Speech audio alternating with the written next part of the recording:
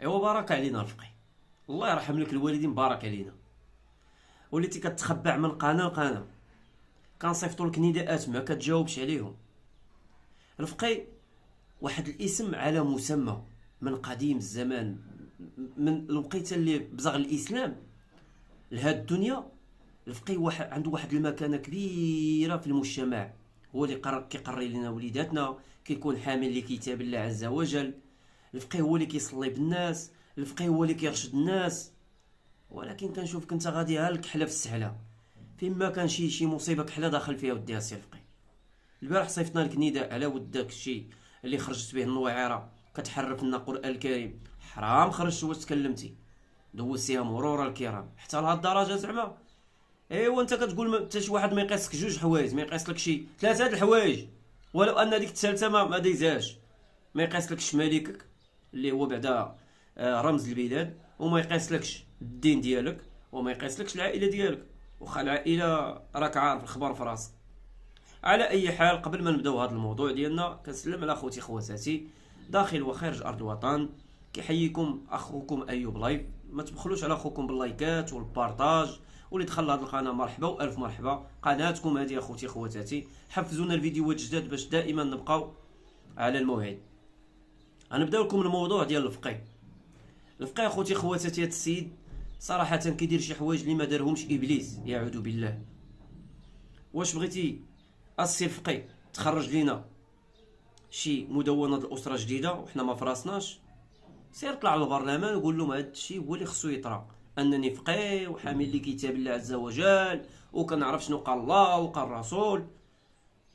وما تخرجش في المباشر ودير لنا دوك الفضائح. خصكم تعرفوا اخوتي، غادي نفسر لكم نقطه بنقطه. البارح السي الفقيه طالع في واحد القناه ديال ولدو. انا والله ما كنت عارف ان ولدو عنده قناه وفيها مشاهدات كبيره، وشي فيديوهات طلعوا له تما الطوندونس. والفقيه كيهرب من القناه ديالو وكيمشي للقناه د ولدو. خصكم تعرفوا السبب الرئيسي اولا شنو. دوك المتتبعين اللي عند ولدو باغي يرجعوهم لعندو. راه كيصنعوا لينا الافلام بحال اللي صنعت لينا النويعره وبخنونه بنتها، لان النويعره هي الاولى دارت القناه. سامعوا هاد العائله اخوتي، نتوما اللي كتبعوا وهذا الشيء اللي كتستهلكوه ما بين عائلتكم وولادكم وكتدخلوا هاد الميكروبات للدماغ ديالكم، ديو العبره وحاولوا ما امكن تقتدوا بالناس اللي احسن منا. ما تقتداوش بالميكروبات، بالوسخ، بفيروسات مواقع التواصل الاجتماعي. ديجا شنو كانت النويعره عندها؟ كانت عندها قناه بوحدها. واحد شويه قالت لك غادي تدخل بناتها ودير لهم قنوات. اييه، دارت لهم قنوات، دخلوا عندهم المتتبعين، بداو كيدعموهم، ولاو كيجيبوا مشاهده اكثر من اللي كتجيبها النويعره. هما يدخلوا المشكل ديال الفلوس، سرقتي لي ما سرقتي لي، نوضوا زوبعه في مواقع التواصل الاجتماعي، ولا العالم كيتكلم عليهم، وداروا واحد الضجه داخل مواقع التواصل الاجتماعي باش يبقاو دائما دايرين البزبوز. وهذا الشيء اللي باغي يديروه الفقيه. مؤخرا الفقيه جاب لولدو مراه، تزوج ولدو. يا ريت مسكينه ديك الدريويشه ما نضربوا فيها، ما نسبوا فيها، ما نقذفوا فيها. هذيك بنت الناس غير وليه مسكينه كتستعملوها كما بغيتو، جبتوها كخادمه ماشي زوجه. حاشا لله تكون زوجه هذيك السيده مسكينه، هذيك جبتوها كخادمه تخدم عليكم وتطلع عليكم المشاهده تخدموا بها داخل قنواتكم ديال اليوتيوب. لا ولدك ربح ولا انت ربح، لا استثني على احد. سمعوني مزيان اخوتي. الفقيه شنو دار؟ الفقيه هو اللي تكلف بالعرس، تكلف بالمسائل، ولكن ماشي هو اللي خلصوا المحسنين اللي خلصوا. المهم داروا داك الحفله كما كنقولوا 7 ايام الباكور فات. وعلى الاقل ديك السيده خليوها ترتاح، عاد جبتيها للدار خليوها ترتاح. ماشي تا باقا ما درت 7 ايام كتخرجها وتصورها لنا في الكوزينه وتصورها شنو دارت، ها شنو طيبت، ها انتوما كتطلعوا بها المشاهده. انا كنستغرب ان ولدك عنده قناه وانا ما كانش في راسي. هذه تقلت لي البارحه اصحاب الحسنات الحمد لله ولله الحمد، المتتبعين الاوفياء كيصيفطوا لي قناه. كان جبرك انت داخل فيها السي الفقيه، داخل في ديك القناه خدامه كتعطينا الموعظه والحديث ما قال وقال وقال وقال. ولكن اللي غادي نركز لكم اخوتي مزيان وتفهموني، هو ان السي الفقيه بغا يدير لنا شي مدونه الاسره جديده. قال لك هذيك المراه اللي جابها لولدو، قال لك هو اللي غادي يتحكم فيها، هو اللي غيكون كما كنقولوا ريسبونسابل عليها، ماشي ولدو. واش كتهضر من نيتك السي الفقيه؟ جوج شي ولدك طلقو، زوج شي ولدك خليه يعتمد على راسو وبعد من ديك بنت الناس. راك بهدلتي بالفقيه، بهدلتي باهل الدين، اهل الدين اللي كنا كنضربوا بهم المثال، امثال السي العمري، امثال كانوا فنانين. الشاب رزقي كان كيغني والحمد لله ولا من الناس الكبار ديال الدين، ولا من الداعيات اللي كينشر الدين في جميع ارجاء العالم. انت شنو كتنشر لنا السي الفقيه؟ كتنشر لنا الفساد. بحال البارح كتكلم على مرات ولدك وكتقول لهم لا انا اللي غادي نتحكم فيها، انا اللي جبتها وانا اللي غادي نتحكم فيها، وكلامي هو الاول هو الاخر. لا السي الفقيه انا ما متفقش معك. اولا كطيح الرجوله ديال ولدك، بينتيه انه بوكيمون انت اللي زوجتيه وخليتيه تحت الصباط ديالك. راه ولدك ولا راجل مادام انه مشى قصد الزواج على سنة الله ورسوله الا باش يعتمد على راسو، حتى هو باش يدير اسره، يدير وليدات. سمعتينا السي الفقيه؟ بلا ما نتكلموا لك لا التاريخ ديالك المرير اللي كنتي مسخط امك، اليوم عاد مي درتي القناه اليوتيوب عاد وليتي تجي امك قدامك وتبوس ليها راسها، كتستعطر في المحسنين باش يصيفطوا لك ميمي. راه الخبايا ديالك كامله عارفينها، وما كنبغيوش نقصوها داخل هاد البلاتفورم ديال اليوتيوب. كنحاولوا نافيتو بزاف ديال الحوايج، ولكن حنا نركزوا لك على الحوايج اللي حاليا حاضرين دابا. واش كتهضر من نيتك من الناحيه ديال انك متحكم في ولدك، وانا عارف باغي دير قالب لولدك قالب جديد، او غادي تصنعوا لنا فيلم جديد بحال اللي دارتو النويعره، ها هو دار ليا، ها هو ضرب فيا، راه نصالحوهم، الفلوس كتجي من هنا الفلوس من هنايا. المهم كما كنقولوا لعبه عواشر وطالع المشاهده، وهذا الشيء اللي بغيتي.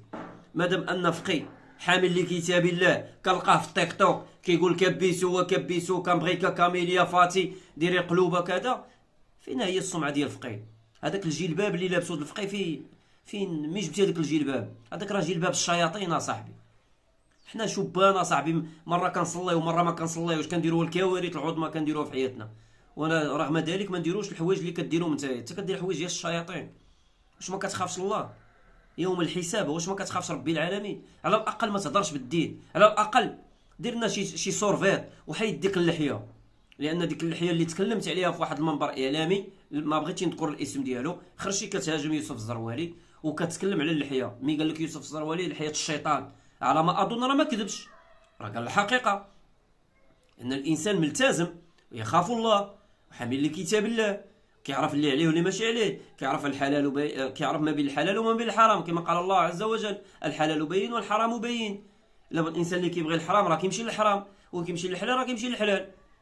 فهمتي؟ مثلا انت كتمشي للتيك توك، التيك توك راه حرام، التيك توك فيه الفساد، فيه الفاجرات، فيه الفسق، فيه الفلوسخ. واش فهمتي؟ مادام انك درتي قناه في اليوتيوب وبغيتي تنشر شي حاجه زوينه بين عائلتك، متفقا معك، ولكن بدون مبالغه. انت بالغتي لاقصى درجه، ما دفعتي لا شرف عائلتك، ما صنتي عائلتك، دائما كتجيب لنا غير الفضايح وكتخرج لينا شي حاجه بينك وبين راسك. وهادشي علاش كنعاتبوك حنا وكننتقدوك على هذاك اسم الفقيه. ما بينك وبين الفقيه غير الخير والاحسان، وهذاك الاسم الفقيه استغليتيه وسعيتي به ونصبتي به، ولما لا انك راه نصبتيه حتى على المساجد. من البدايه ديالك بدات بقال الله وقال الرسول، كنت كتصور المساجد خصني هاد الزربيه خصني هادي ومن تما بدا الثروه ديالك. سمعتينا السي الفقيه؟ نرجعوا للموضوع الاساسي خوتي خواتاتي، هو ديال مداونه الاسره. دابا غير قول لينا ولدك واش جبتي له مراه ولا جبتي له خادمه؟ واش ولدك بغيتي يكون راجل ولا بغيتي يكون تحت منك تحت الصباط؟ احترام واجب، احترام الاباء ونبروا بالوالدين، ولكن ما نبالغوش. سمعتينا السي الفقيه؟ ما نبالغوش. انت راه بالغتي لاقصى درجه اللي كتقول للمتتبعين انا اللي زوجتو وانا المتحكم الاول والاخير في هذه العائله. لا تحكم في وليداتك اللي باقا تحت كما كنقولوا تحت الجناح ديالك، هذاك راه صافي تزوج، هذاك راه كيفكر في الاولاد، كيفكر يدير الدار، كيفكر. ولكن انت اللي خلاك تخلي القناه ديالك وتدخل القناه ديالو هو استغلال دوك المتتبعين تولي تديهم لولدك، لان ولدك ولا كيضرب عليك المشاهده. وهذه رساله لولدو من هذه القناه المتواضعه، حذاري وحذاري من داك الفقيه اللي هو الاب ديالك. راه ما كيدير لك شي حاجه لله في سبيل الله، ما كيتكلمش لله في سبيل الله.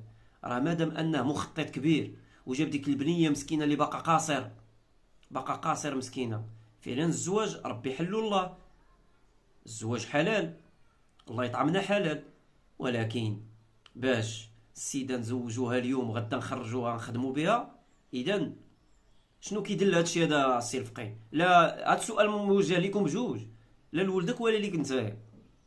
اذا جبتوا هاد السيده تستغلوها مسكينه اللي مازال ما كتعرفش تتهضر، ما كتعرفش تونجاجا راسها مع الكاميرا مسكينه، كتقول لكم اش غادي نقول، فهموا راسكم، خليو السيده عليكم في اتساع.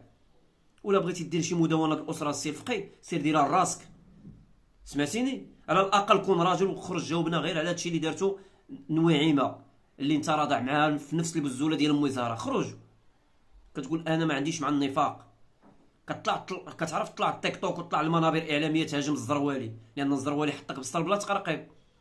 انت منافق، فعلا منافق، مادام انك كنتي كتكلم مع النواعره ودير هوت بارول وحداك يوسف الزروالي وكتكذب، كتقول غير كذبه بيضاء، ماشي كذبه بيضاء، هذيك كذبه زرقاء، هذيك كذبه. يا عباد الله يا خوتي، واحد حامل لكتاب الله وداير الحياه ديال جدي وكيكذب، السيده كتهضر معاه في التليفون وكيقول لها انا غير بوحدي، هو وحده يوسف الزروالي.